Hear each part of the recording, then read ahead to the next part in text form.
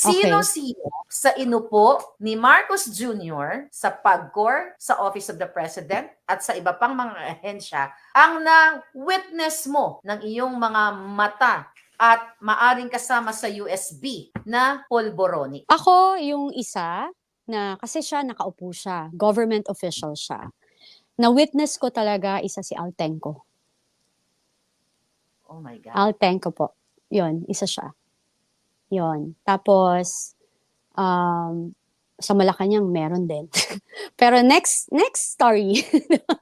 God. Alam niyo. Sobrang revelasyon ito. At alam po Imagine, alam ng PSG yan. Sana nga yung PSG protect the people, please. Alam niyo po. protect the people. That's good. Opo. Napakapanibagong revelasyon magmula sa buong pamilya, first family, and now the PAGCOR chief. So imagine mo, okay? Ang mga pinaupo ni Marcos Jr. ay kasama niya sa Polvoron session. Opo. Saan tutungo ang taong bayan? Hawak nila ang multi-trillion, we're not talking billions now, trillion budget, national budget, na Opo. napupunta o nahahawakan ng mga taong polboronic. Opo. Isa ba to sa reason kung bakit talagang napakatapang mo at hindi ka natatakot? This is a big revelation now. That the Opo. PAGCOR chief, nakita mo, ikwento mo paano mo nasabi, Miss Cathy, na kasama si Altenco sa polboronic activity. Well, sa isang bahay sa Dasma, madalas nakikita ko siya. Yung get-together namin. Tapos, ginagawa po nila. Minsan nga, di ba, sabi ko sa'yo, naiiwanan pa ng residue. So, you know, yun yung nangyayari po. So, My parang, God. yes po, totoo po. Yan yung reason. Hindi, again and again, di ho ako tanga na lalabas dito. Alam ko, pwede lang gawin lahat sa akin. Wala ho akong pakialam. Kasi I'm speaking my truth and I'm an eyewitness again and again. And i-discredit nila ako, wala rin po akong pakialam. Kaya nga, alam nyo po, kaya kung gusto nyo pong, sabi nila, di ba, okay, pag dinemanda ka, how will you prove it? Eh di, right ko rin pong mag-call na the only way for me to prove it is for them to undergo hair follicle test, di ba? That's the only way that I can prove Release them. the USB, ha? Exactly. Release So, the USB. Iba ka yeah. no? Iba din yung ano mo, iba din yung way of thinking mo, ano, yung your strategy before coming out. And we appreciate you, Miss Cathy. Sobrang Thank tapang mo. you. 'Di ba Thank yung you.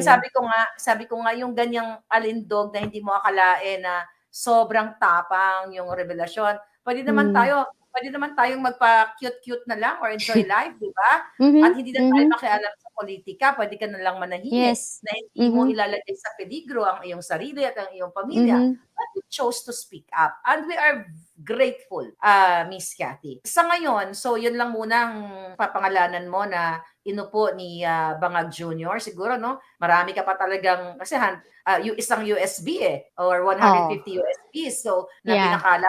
So, malamang baka kumbaga, gumanon yung computer pag mag-explode na yung computer. Pag sinahanap natin. Correct. The reason why I'm not naming the other ones yet, I'm giving them the chance na humiwalay. I'm giving them the chance na umalis sa side niyan. Kasi talagang, you know, kasi parang, kaya dahan-dahan, yung mga pinapangalanan ko now, yan yung mga nagkukos ng trouble sa Mindanao, yan yung mga, and I can attest to it. Talagang gawain nila yan. Yung mga nakaupo, ang nagtatapang-tapangan, na akala mo kung sino na ang lilinis. So, kaya ako pinapangalanan. Kasi tinitingnan ko anong ginagawa na. Siyempre, binibigyan mo pa rin ng chance. So, ngayon, yung mga iba pa, na alam nila kung sino sila, kung ako sa inyo, tumiwalag kayo. Kasi talagang binibigay ko to sa inyo. Kasi parang, you know, may pinagsamahan din tayo. Pero pag, yun nga, again and again, pag party pa rin kayo, syempre meron din akong insider na, alam mo yung napapagod na rin sa ugali nila. Yung feeling... of party. Sorry to interrupt you. Ituloy mo, it's baka okay. mawala yung thought mo. So, ayun, yung parang, patigilin nyo na yan. Kasi parang alam nyong may mali. Ang dami nyo namang pera na. Huwag na kayo maging ganid. Kasi mamaya bukas makalawa, lahat ng meron kayo mawala.